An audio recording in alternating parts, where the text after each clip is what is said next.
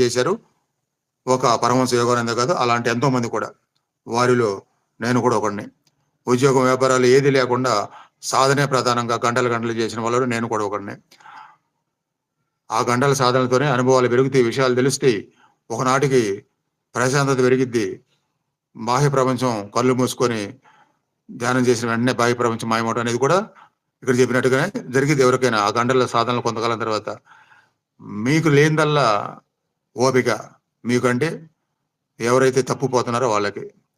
మీకు లేనిదల్లా మీకు లేనిదల్లా నమ్మకం, మీకు లేనిదల్లా లక్ష్యం, మీకు లేనిదల్లా అవగాహన, మీకు లేనిదల్లా సరైన గురువు, మీకు లేనిదల్లా సహనం, మీకు లేనిదల్లా ఇంద్రియ నిగ్రహం. ఇలాంటి లేని వాళ్ళే సాధించలేకపోతున్నారు. కాబట్టి వాటిని ఏర్పరచుకోండి.